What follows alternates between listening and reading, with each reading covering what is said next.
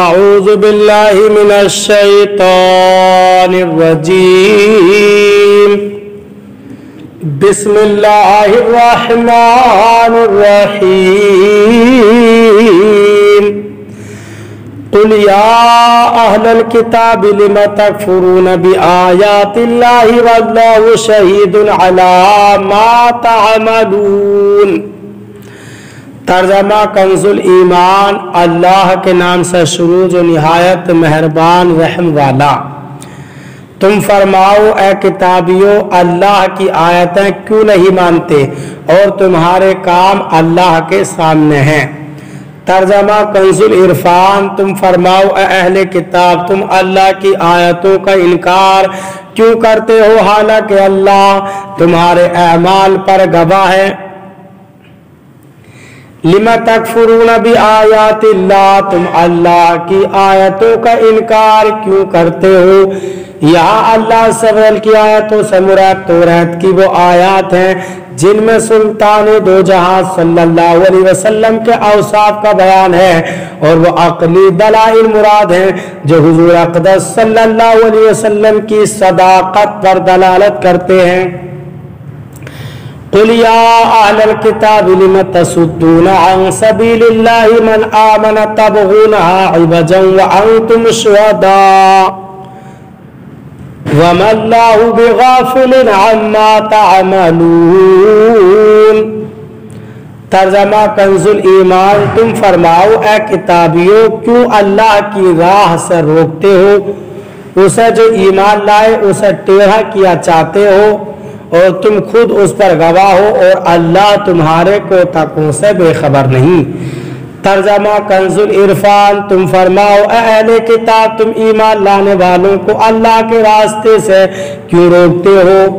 تم ان میں بھی ٹیڑھا پن چاہتے ہو حالانکہ تم خود اس پر گواہ ہو اور اللہ تمہارے اعمال سے بے خبر نہیں۔ قل یا اہل الکتاب، تم فرماؤ اے اہل کتاب، اس آیت میں بھی اہل کتاب ہی سے خطاب ہے کہ اے اہل کتاب، تم ان لوگوں کو جن کے دلوں میں ابھی ایمان مضبوط نہیں ہوا، انہیں تاجدار رسالت صلی اللہ علیہ وسلم کی شان میں توریت کی آیتیں چھپا کر اور یہ کہہ کر کیوں بہکاتے ہو کہ یہ وہ نبی نہیں جن کی خبر توریت و انجیل میں ہے؟ یہ کہہ کر تم انہیں اللہ سبحانہ کے راستے سے کیوں روکتے ہو حالانکہ تم خود اس بات کے گواہ ہو کہ سید المرسلین صلی اللہ علیہ وسلم کی شان توریت میں لکھی ہوئی ہے، اور اللہ سبحانہ کی بارگاہ میں جو دین مقبول ہے وہ صرف دین اسلام ہی ہے۔ یا ایھا الذین آمنوا ان تطیعوا فریقا من الذین اوتوا الکتاب یردوکم بعد ایمانکم کافرین۔ ترجمہ کنز الایمان، اے ایمان والو، اگر تم کچھ کتابیوں کے کہے پر چلے تو وہ تمہارے ایمان کے بعد تمہیں کافر کر چھوڑیں گے۔ ترجمہ کنز العرفان، اے ایمان والو، اگر تم اہل کتاب میں سے کسی گروہ کی اطاعت کرو تو وہ تمہیں تمہارے ایمان کے بعد کفر کی حالت میں لوٹا دیں گے۔ ان تطیعوا، اگر تم اطاعت کرو۔ مرشاس بن قیس یہودی مسلمانوں کی مجلس کے قریب سے گزرا جس میں انصار کے دونوں قبیلے اوس اور خزرج نہایت محبت سے باتیں کر رہے تھے۔ اسلام سے پہلے ان کی آپس میں بہت جنگ تھی، اس یہودی کو ان کے اتفاق سے بڑی تکلیف ہوئی، چنانچہ ایک نوجوان یہودی سے کہا کہ تم ان کے گزشتہ جنگ یاد دلا کر انہیں لڑا دو۔ اس نے ایسا ہی کیا اور کچھ قصیدے پڑھے جن میں ان کی گزشتہ جنگوں کا ذکر تھا۔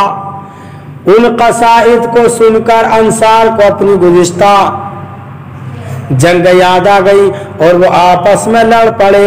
قریب تھا کہ خونریزی ہو جائے۔